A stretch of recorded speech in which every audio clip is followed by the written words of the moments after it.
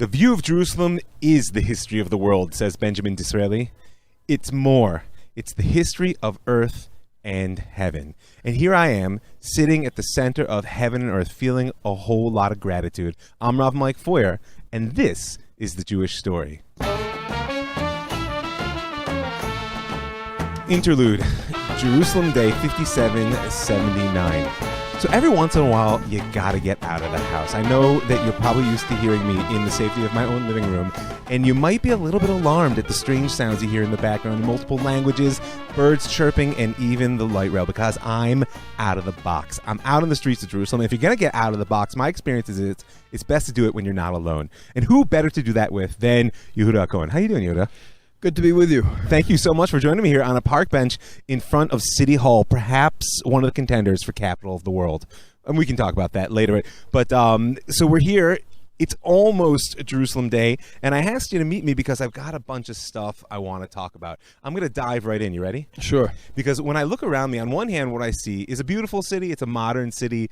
I see security guards. I see the light rail. I see trees and birds and grass and, cafes selling coffee for 5 shekels apiece, which is impressive in and of itself.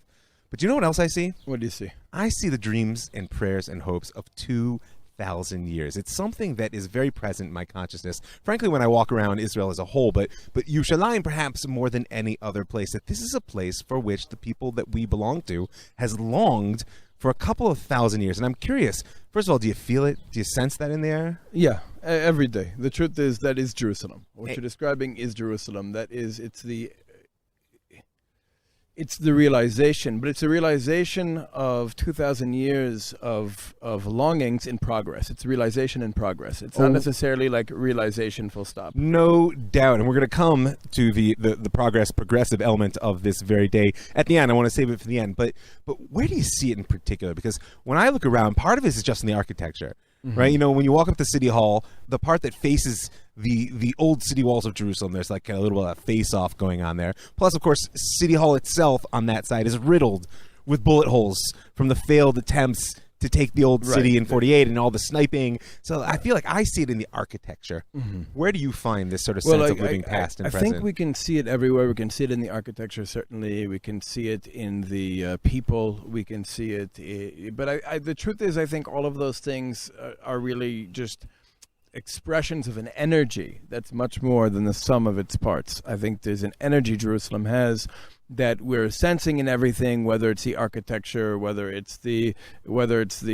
cafes, whether it's the proximity to the old city, the people. I think that there's an energy that shines through all of that. This energy of fire that we sense even in quiet, even on a quiet morning like this one. There's this just very, very intense energy that Jerusalem has that is undeniable. No doubt. I mean, do you think there's any other city in the world that has a psychological syndrome named for it? I mean, Jerusalem syndrome is a real thing. People come here, and one can say, they're a selected group, meaning that there's a certain imbalanced nature that is attracted to Jerusalem. Mm-hmm. But I think it's more than that. People come here, and some are unable to keep the veil over that energy, and it really overwhelms them. You get people prophesying in the streets. Well, maybe. Okay. You get people speaking in a way in which the rational world is not accustomed to receive them. That's true. And what's coming out is a big question. I mean, that's a different topic for another time. But I think that's just the unique energy of Jerusalem. But I think that many cities all over the world have this energy. In our country, I think Hebron has a very distinct energy. I think Tzfat has a very distinct energy. Yeah. But I think also Paris has a very distinct energy. New York has a very distinct energy. No question. Like San Francisco has a very distinct energy. Well, listen, I wasn't joking when I said that this is a contender for capital of the world. Right, and I think there are certain kinds of souls that are attracted to certain types of cities. I think that there are just people who just are drawn, like magnetized to cities like Jerusalem. You might be one of those people. I might be one of those people. And I think Jerusalem obviously becomes somewhat of a mixed salad of those type of individuals who are just like drawn, magnetized to Zion. Oh, it is a mixed salad. And it's also a real city. I mean, one of the things I find fascinating, I don't know if you saw it. I wasn't going to bring it up, but why not? There was an image floating around on the internet this week of there was a protest of ultra-Orthodox Jews against the desecration of Shabbat that was bound up with the Eurovision event. Did you know where I'm going with this? And the police were unable or unwilling to break up this protest, and 4 young women whipped off their shirts and exposed themselves, not entirely naked, to this sort of group of ultra-Orthodox men who, of course, their culture and religious practices forbid them from seeing such things. It's not just their religious practice. Their culture and the sociology. But it's also the values of thousands of years. I don't want to get into the full discussion. We could have that again. You might not have wanted to bring it up. But my point is, I want that image. Huge can of worms. It is can of worms. I have no problem with that. But I want the image, meaning both those people are Jerusalemites. That's all happening here. There is the ancient tradition and the desire for purity and cleaving to God. There is a very sort of lively, I think it's more than that. I think it's just basic modern energy. Okay, I mean, I think that there's problems of self-respect on both sides of that equation. Yes, no, I think both sides of that equation are unfortunately distorted or distilled features of our identity. Yes, they are attenuated, I would even call them. Okay, so we're not going there. I'm cutting it off. And I think but I think that really is that there is a real cultural conflict within Israeli society. I can definitely understand both perspectives. I think there's truth in both. That's part of the problem. That's part of my problem. Well, that's why it's a real conflict. Right. It's a real conflict. Both have something very true to say. Both have a real value that they're championing. But I think that there's certain guidelines I wish both sides can kind of maintain, because I really do. It's painful for me. It really is painful for me. Having Eurovision in our country is painful for me. Oh, yeah.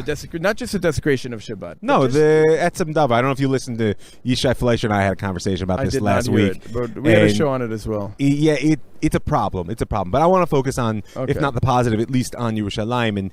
And I agree with you that one of the challenges we have is that what's the container that can really hold all those disparate parts that have become so attenuated, both in our exile and our tendency to go to the extreme in a way which is productive. And it might just be that Jerusalem is that. But let's talk a little history, because in the Jewish story right now, people who are following season 3 in a linear fashion, we're in the early 1950s.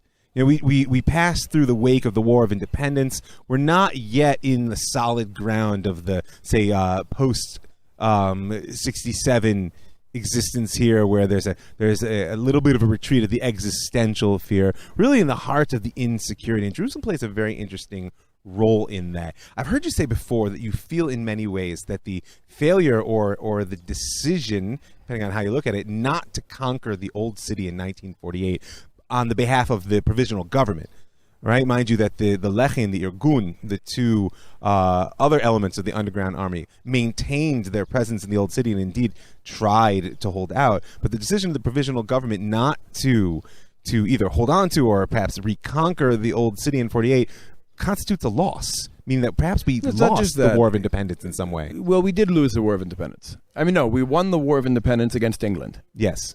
We won probably what we could call a 10-year urban guerrilla war against England. Sure. That Lechi fought, the Lochamei Chirut Israel, the Fighters for the Freedom of Israel, or the Stern Gang. You're going out of that altogether?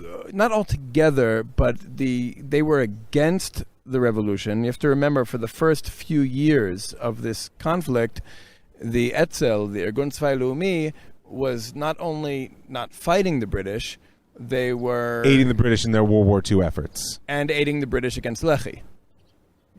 Yeah. So, the revisionists, what we'll call the revisionist Zionism, stood with the British. Mm-hmm. And Lechi was not only revolting against British rule in our country, Lechi was also revolting against what we can call Zionist ideology, including revisionist Zionist ideology. Mm-hmm.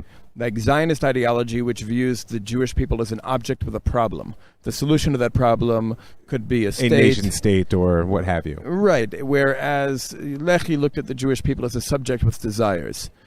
That's an excellent formulation. Right. I think you've thought about that before. Yeah, sure. But really, they saw themselves as real active participants in the same story that Yehudah Maccabi was a character in, and Rabbi Akiva, and David HaMelech, and Yoshua ben Nun, and all of our heroes throughout history, and they saw themselves as real characters in that same story. It's the next chapter of this ongoing story. I want to make sure I got it straight, that we're not an object with a problem, but a subject with desires. A subject with desires. I'm going to quote you on that. We have a mission in history. And so they won this 10-year urban war. Well, they did. Well, part of it, and I think this is where a lot of their political sophistication. Remember, most of the leaders of Lechi came from Marxist backgrounds. Right. And by the late 1940s, they were kind of back there. I think we can look at Lehi as almost like a proto-Maoist type of organization.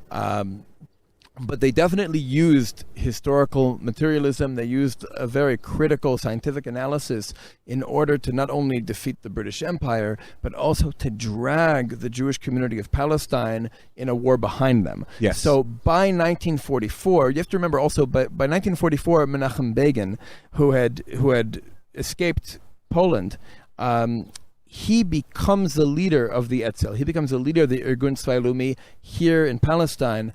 And he wasn't exactly a revisionist, even though Begin liked to present himself as the heir to Zev Jabotinsky and as the leader of revisionist Zionism. The truth is, Begin was something in between revisionist Zionism and Lehi. He was in the camp that pushed against Jabotinsky while he was still alive. Right, but still saw himself until his death as a student and a follower of Jabotinsky, whereas Lehi, even from the late 1930s, he made a clean break. Yair Stern, Avraham Stern, and his followers had.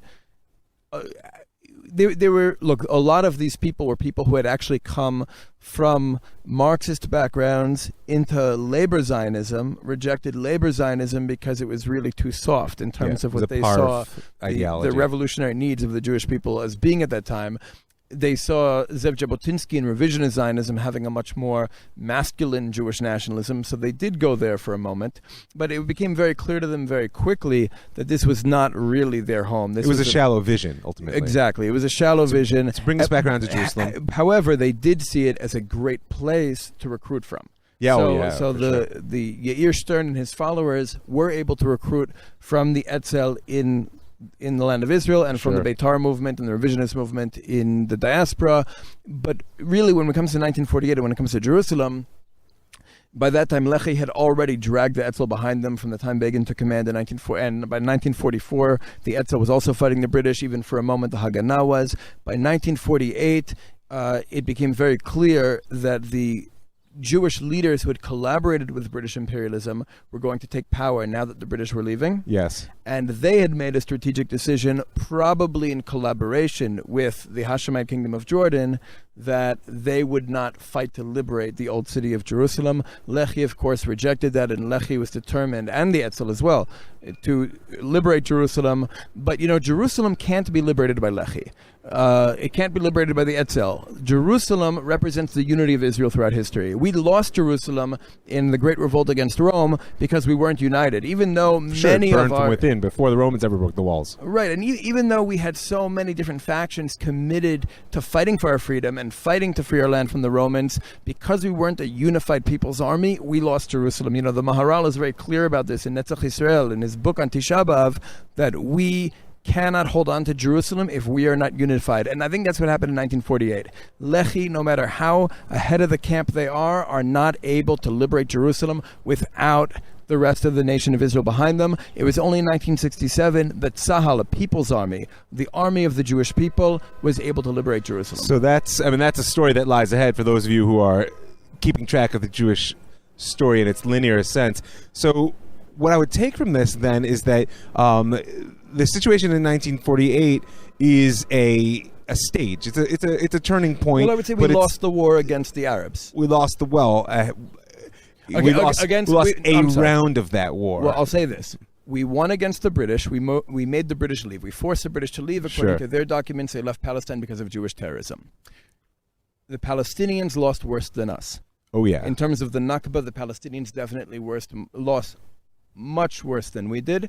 But the big winners of that war, who defeated us, were really Egypt and Transjordan. Because they increased their area significantly. And they were armed, trained, and led by British officers. We were still fighting the British in that war. No, for sure. And we're creeping slowly in my story toward the tripartite aggression. The 1956 Suez War. So I want to leave that story on the horizon. We need to be able to appreciate is because of our tragic history, we confuse survival with victory sometimes. We survived the war of 1948. No question. We survived, and we thought that was victory. We had a state when the smoke cleared, even though it was less than the territory we conquered from the British. So, but I want to use that as a jumping off point, because it's true that survival as an end unto itself is, in my eyes, a dead end.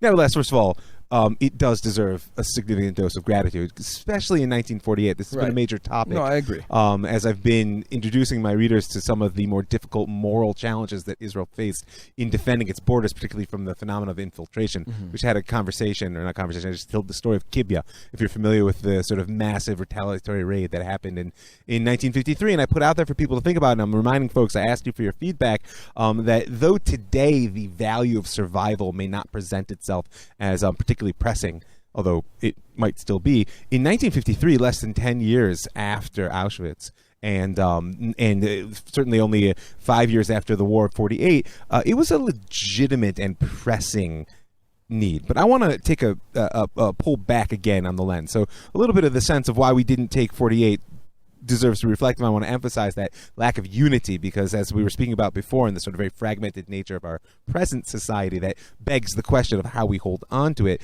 But I also want to just... It's very challenging, because part of our nature, part of our simple. National culture is machloket. That's really part of the culture of Israel, is to disagree with each other. You've heard this 2 Jews, 3 opinions. That's a real part of our identity. So let's go there right now. I was going to wait for this point later, but I wanted to point out that, I am a teacher in a sort of a liberal and somewhat even progressive Jewish environment in the Pardes Institute, wonderful place that I get to teach. And Jerusalem Day, in the eyes of many of my students, is not just Jerusalem Day. It's the beginning of the occupation, right? Because I think one of the reasons that Yom Yerushalayim has been so sort of difficult in finding its way, even in the Chavra Yisraelit, in Israeli society, and certainly outside of Israel, is that the sense of euphoric victory and sort of divine intervention, which was a widespread sense at the time, and even for many people well after. I mean, there's a whole conversation to be had of the impact of 67 on American Jewry, has dissipated, and what's replaced it is a sense of almost achsava, of a disappointment and frustration around what it is to be a people sort of sitting with our foot on the back of another people. Rightly, wrongly, I don't want to do an analysis of the occupation right away. Let me finish my point. Sure. What is interesting to me in light of the sort of introduction you gave about 1948 is that if we accept the premise that Jerusalem cannot be conquered other than by a united people, then what does it mean today that the day of the capture, or the 6 days of the recapture at which Jerusalem sits at the heart of, has become once again a source of tremendous division in Am Yisrael? What does this tell us about the future of this day, which I personally celebrate wholeheartedly, and we'll speak about that at the end. In my eyes, the importance of celebrating. But nevertheless, if Jerusalem is held or captured through unity, what allows us to hold it? Because you pointed out that is in our nature as a people, and I agree with you, to have a machloket, but the difference between machloket l'shem shamayim, of a sacred disagreement based on the belief that the truth is larger than you or I, and therefore that it's necessary that we disagree in order that we come closer to that large truth, and machloket she'eina l'shem shamayim, like a really divisive argument. Who's going to be the leader? Right. Who gets to own the argument, right? That Greek model where if I'm right, perforce you must be wrong. Yes. As opposed to the Jewish model, which is he is right and he is also right. Right? So what do you think that says about the situation in which we sit today? That Yom Yerushalayim is seen also, it's kind of like Columbus Day used to be a happy day for the origins of white European America, and then someone woke up one day and said, well, it also happens to be the day when the native peoples of this continent began their end. Right. I think the comparison makes me a little bit uncomfortable, but I want to just get back to something you said, maybe in terms of some of the students at Pardes or others who look at Yom Yerushalayim as the beginning of the occupation. I think that any Jew who looks at Yom Yerushalayim, the day we liberated Jerusalem in 1967, as the beginning of Israel's occupation over the Palestinians, or any injustices over Palestinians, have probably not spoken to Palestinians, because in my experience, most Palestinian grievances have much more to do with 1948 and Israeli policies during that war, and a lot of Israeli policies following that war. 1967 was maybe an opportunity to correct. I mean, I also agree that we haven't yet figured out, we came back to the cradle of Jewish civilization in 1967, and we might not have been mature enough as a society to do so. I'd also point out, I think it's really interesting how sometimes history forces things on us.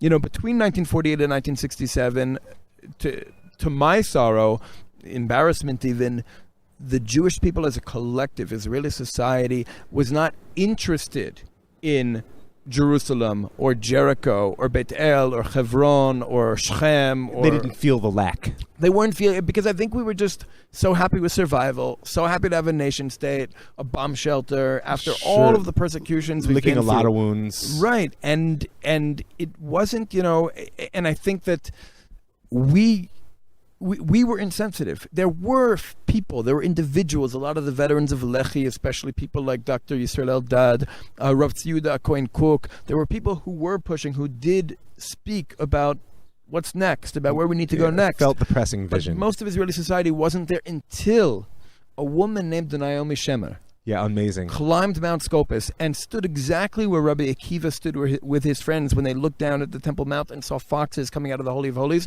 And she wrote a song. She wrote a sad song that actually elevated the spiritual level of the nation of Israel. It's a phenomenal thing. Yerushalayim Shel Zahav. She wrote Sure. after this piece of jewelry that Rabbi Akiva bought his wife before going out to war to free Jerusalem from the Romans. And she writes a song, and it's a sad song that really speaks to the soul of the Jewish people about the loss of Jerusalem, not having Jerusalem. And I think that song inspired the nation to care. And once we cared, history opened a door. Now, in that, we experienced biblical-style miracles during that war. In 6 days, we liberated so much of our homeland, decimated Tripled the the size around of the us. nation.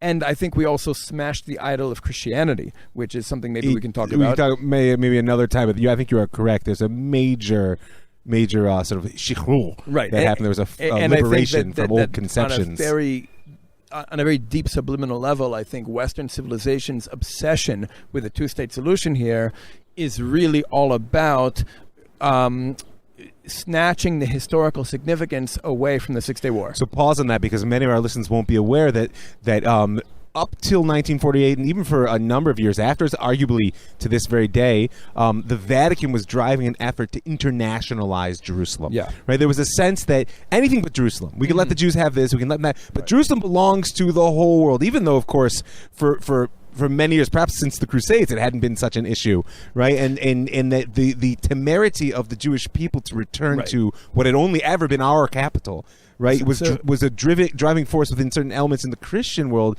to attempt to prevent that. And so therefore in 67, when history, as you said so nicely, responded to our care, it really sort of broke the back of that religious conception, and perhaps has been replaced, as you're saying, by a political conception, which once again looks to divide. No, well, I think that Western civilization is really founded on the base of Christianity, even though Western civilization has rejected Christianity as a religion, as a faith. Yeah, but as a culture and a foundation for their history, you can't get away from it. Correct. And I think the Jewish people coming back to Jerusalem is deeply, deeply offensive and deeply threatening to Western civilization. And I think that what essentially happened was in 1948, the way the West related to all of this was the Jewish people, they deserve a bomb shelter. We're going to give them the bomb shelter. We're having Christian mercy. Right, just kind of like in Parshat Vayishlach, when Yaakov comes into the land of Israel and he meets Esav. Rashi says there that Esav really felt sorry for Yaakov at that moment. Yaakov comes into the land limping, and Esav responds with compassion. But it was temporary compassion, and Yaakov was aware enough to get away from Esav before that temporary compassion kind of wore off. So I think Western civilization, number one, said they're not really in Eretz Yisrael, they're not really in the biblical Israel, they're not in Bethlehem, they're not in Beit El, they're not in Jerusalem, they're on the beach, Netanya. Let them be in Tel Aviv, let them be in Haifa. We give them a bomb shelter state, and that's the way Christianity and Western civilization kind of dealt with this. But then in the Six-Day War, the world experienced a biblical-style miracle according to the Jewish interpretation of Scripture. Oh, yeah. And that really smashed the idol of Christianity in a way that can only be repaired if that war and those miracles lose their historical significance. So, but I'll say we came back. For us, when we came back, to these places, we weren't mature enough. We had the desire suddenly because of Naomi Shemer's song maybe, but we didn't have the understanding of what we're doing here. So for the last 52 years, we've been ready for a deeper conscious awareness that we haven't had. So this is exactly what I want to pick up on, because there's two elements in what you said that I think need to be sort of engaged. One is the sense that history responds when we begin to care, and the other one is that we lacked the maturity or the consciousness to really receive the enormity of what happened. And you used the phrase, you said sometimes history forces things on us. I think history always forces things on peoples as a whole. And I think one of the tensions between leadership and sort of like large-scale culture in history is that the art form of leadership is to read the writing on the wall. And so it's not just, history isn't forced upon leaders. A wise leader is able to see the way in which the currents are moving and perhaps even guide their people sort of through them. So here's my thought for you, is that for sure we haven't absorbed, and even after 52 years, we haven't absorbed the enormity. Right, and I think that Palestinians are very much victims of that. Oh, very much so, and in my eyes, that plays itself out in sort of the lack of clarity of identity that we have. Right. Palestinians are victims of a Jewish identity crisis. Yeah, and so therefore we're on one hand dismissive of them, on the other hand deeply threatened by them. The one thing that we can't do is look them in the eyes and say, wow, it's amazing. That's how you see it? Like, we need to talk about this, because that's a position of inner wholeness and strength. Right, that's a position of strength. And a theme that I've been developing all through season 3, which we should probably at one point take a direct charge at, is that the one thing that we're not really able to do is contemplate Jewish power. Right? Because especially now, with the rhetoric of the progressive world, which wants to reduce everything to this binary of victims and perpetrators, right? And where we as a people are living a heroic story. The difference between a hero and a villain is a hero uses power in the name of good and right. But in the eyes of the progressives, the hero is just a villain with good PR, which is so often what we're being painted as. And unfortunately, sometimes falling into the behavior of. But anyway, I want to say these two elements of that history responds to our care, and yet we lack the kalim, we lack the vessels to absorb the enormity. What do we do in order to transform Yom Yerushalayim as a day? Because right now, even in Jerusalem, even in Israel, and certainly much less in Chutz La'aretz, in the diaspora, Tisha B'Av, the day of mourning for the destruction of the first temple and the second temple and so many historical events, strikes a much more powerful chord in the hearts of most Jews than Yom Yerushalayim. What is it? How do we shift from that posture of mourning toward the posture of gratitude, even though recognizing, and we'll end on the note that we're not done. Temple's not standing where it belongs. We as a people are far from united, and there's much suffering in our own lives and the lives of the Arabs around us that comes from that. But nevertheless, how do we begin to shift in response to that enormity? I have two answers. Great. Number one, I think the most important message I think we can take away, the Jewish people can take away from Yom HaAtzmaut, Independence Day, the day the British left and we declared independence, and Yom Yerushalayim, the day we liberated Jerusalem 19 years later, is the idea that our history is unpaused. Now we are living in a world where you and I can do things in our lives that can put new chagim on the Hebrew calendar. We can add days of Kedusha, days of holiness, to Israel's calendar through our own actions, through the things we do in our lives. And I think that's a very empowering message when we look at Yom HaAtzmaut, when we look at Yerushalayim, that people did something that actually added days, added holidays to our calendar, shows us that we can also do that, number one. Number two, I think that what's really left for our society to do, and what would probably clear up a lot of the confusion and solve many of our problems, is engaging in this kind of post-colonial conversation. We haven't done that. When we defeated the British, we kind of took down their flag and then we put our flag on their system.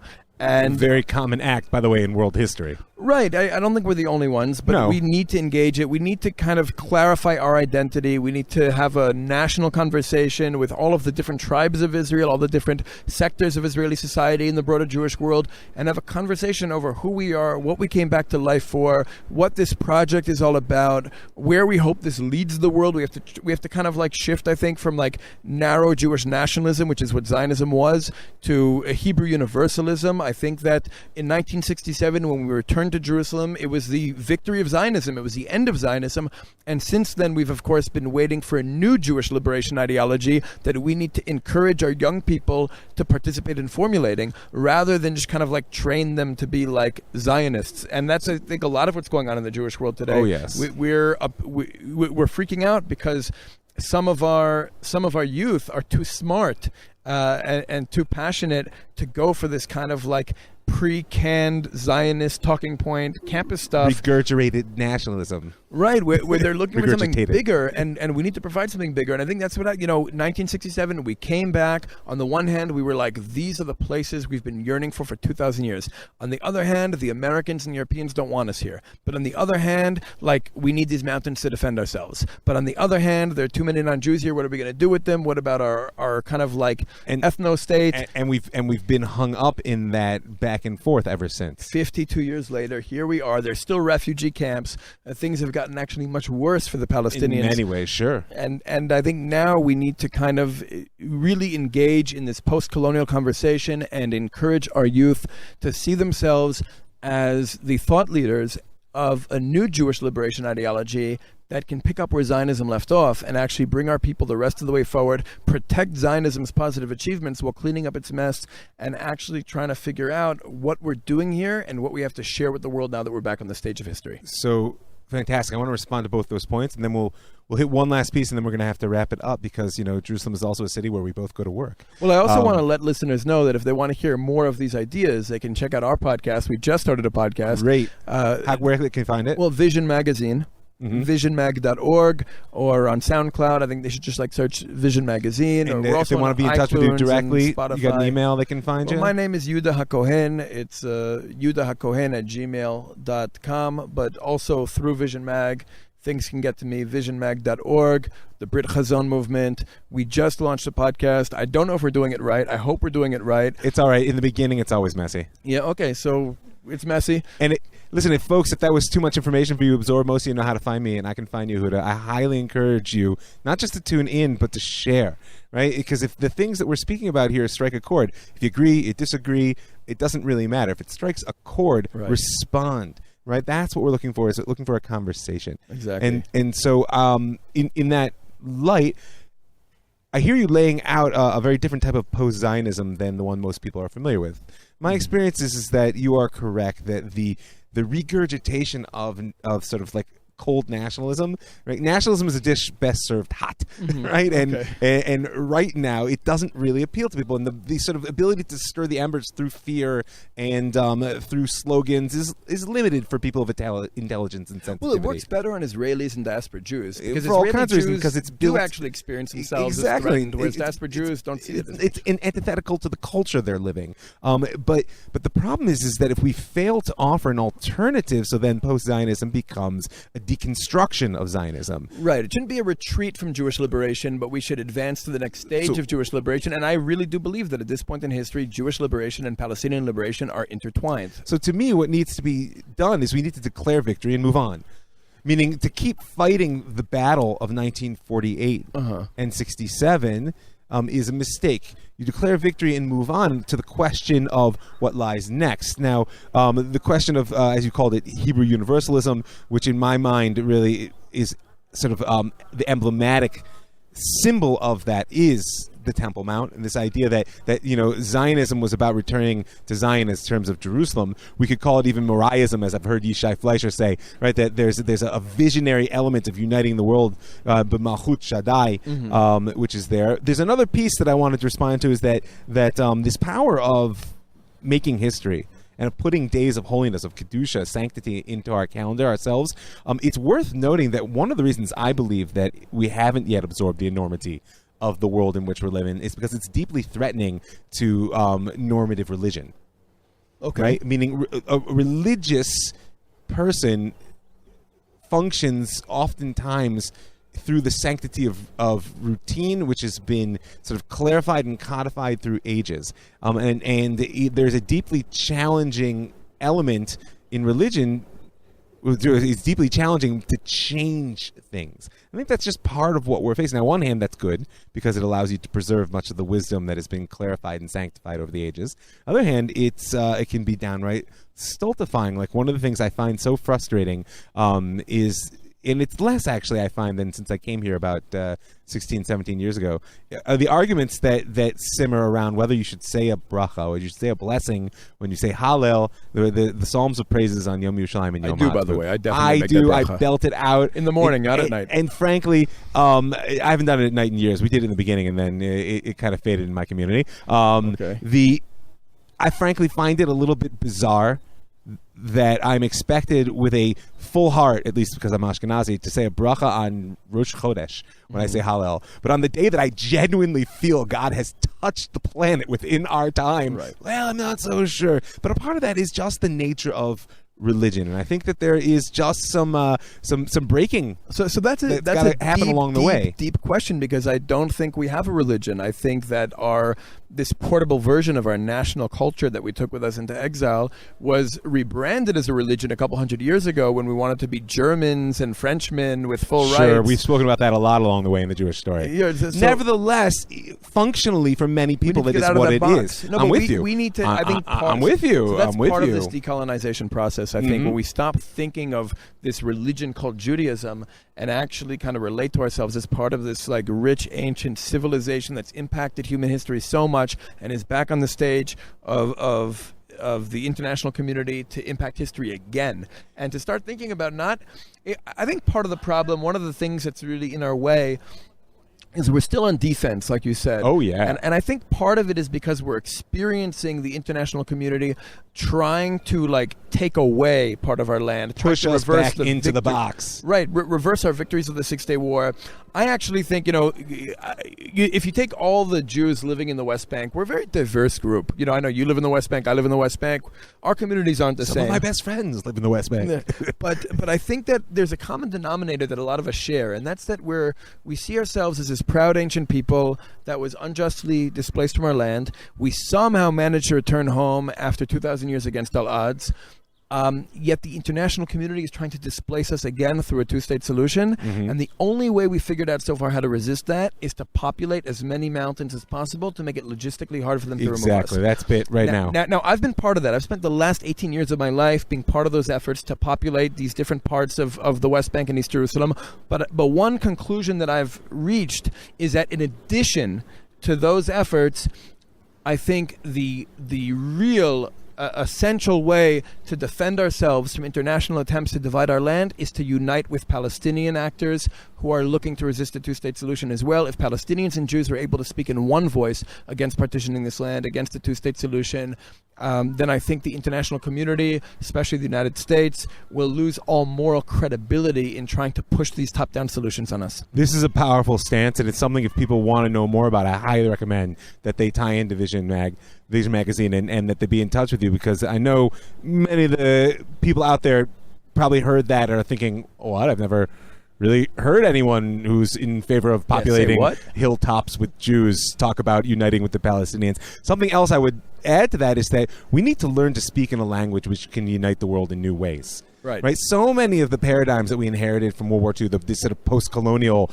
problems, as you name them, are already dead in the water. They're dead men walking, but we have not yet offered a vibrant alternative, and it's so much of what Jerusalem offers. And I want to kind of use that as a segue to the last point. We're in the middle of counting the Omer. We're not in the middle. We're moving toward the end. This sort of like sacred period in our calendar. And aside from questions of whether we're a religion or not, one of the great gifts that we've inherited from our past is the Hebrew calendar. It's a tremendous tool for tying into the spiritual rhythms of the universe. And here we are moving from the time of liberation toward a time of full freedom in the receiving of the Torah. We're going out of Egypt at Pesach and standing at Sion, Shavuot. And it happens to be that each day, if people are unfamiliar, has a particular characteristic. Each day in those 49 days, and the day of Yom Yerushalayim falls out on Chesed Shebemalchut. Right? Malchut, of course, is that kingship. It's the capacity, as I like to say, to hold the context that allows the pieces to come to right relationship. Right? That is my understanding of the way our tradition frames Malchut. And Jerusalem is the keystone in our history for our ability to hold the context for the world that will allow the pieces to come to right relationship. And Yom Yerushalayim is the Chesed Shebamalchut. It's the day in which, like you said, we were ready for it. Perhaps we didn't even deserve it. But God said, you know what? It's time. Here, take this. And one of the great challenges of any act of chesed, of course, is that, is people can choke on it. If you give someone something they're not prepared for, right, even with the greatest of intentions, God forbid, you can do a lot of damage. Right. We say that a curse is like a blessing we're not ready to receive. Yeah, for sure, because we believe Kol Me'et Hashem, everything's from God, and therefore there aren't really no curses per se. There are only those which we don't have the vessels to receive. So I want to offer this to you, that this is the process holiday. Right? This is the holiday of the in-between, of how do we embrace the joy and gratitude for being where we are. And I just want to emphasize to the listeners who maybe can just hear the noise in the background and don't appreciate the fact that the grass is green, the sky is blue, the trees are fantastic, the birds, people of every description, religious, non-religious, Jews, Arabs, people of all persuasions, just living their lives here with a richness which I think, forget 2,000 years ago, 100 years ago, we would not have been able to imagine. And yeah, underlying that, we can talk about... It is miraculous, and yet underlying, we can talk about structural inequality. We can talk about the larger problems of social injustice. We could talk about religious tensions, and they're all real and true. But I'm grateful to be having those discussions within the context of renewed Hebrew sovereignty in Eretz Yisrael. This is it. This is why I think that Yom Yerushalayim falls out in the Chesed Shebamalchut, because we now have the capacity. Right. The conditions exist. Yes, and that was a gift. It was grace, and we didn't really deserve it. It was true chesed. But with it comes a great responsibility to now do the work to get from here to Sinai. So that's what I think, what you're expressing, I think, is what I would call real messianism. As it, like Christianity... I'm a real messianist. Don't you worry about that. Christianity is not messianism. Marxism is messianic, whereas Christianity is not. And I think we're messianic as well. You're going to get in trouble with somebody for that one out there. I'm saying messianism, to me... To be messianic is to believe that conditions exist to create a better world. Yes. So I would say that just like we can argue, Western liberalism and capitalism are better than what came before it, better than the feudalist system, etc. Israel came back to life in order to present something new to the world, in order to influence the world with something better. That is what I see as Hebrew universalism. That's what I think Yom Yerushalayim should be the beginning of, that now we think about not just our own survival and our own defense and our own nationalist aspirations, but our universalist aspirations. A lot of the conflicts within Israeli society are between like the forces of Jewish nationalism and the forces of Western liberalism. Sure. And I think that ultimately we're going to be able to transcend those ostensible opposites when we unpack real Hebrew models of universalism, meaning like minority rights in the state of Israel don't have to go according to Western models. True. And if we try to impose Western models I'm just using minority rights as one example, but if we try to use Western models of minority rights, that will threaten the forces of Jewish nationalism, but satisfy the forces of Western liberalism. If we create a system and a society that's inherently unjust and favors one ethnic group over another, that will obviously upset the forces of Western liberalism, but please the Jewish nationalists. We need to create models of real Hebrew universalism that can transcend that ostensible friction and satisfy the forces of liberalism and nationalism within us. And I think the driving force for that, I'll just repeat back what you said, is a real messianism. The real belief that the world can actually be a better place. Not that salvation lies beyond, but that salvation actually will come to fruition within. And here we are, sitting in the not yet fully rebuilt, but certainly fantastic city of Jerusalem. And listening to children playing, as Rabbi Akiva said. Rabbi Akiva was able to laugh when he saw the foxes on Har HaBayit. Even though they were messing with his recording. Right.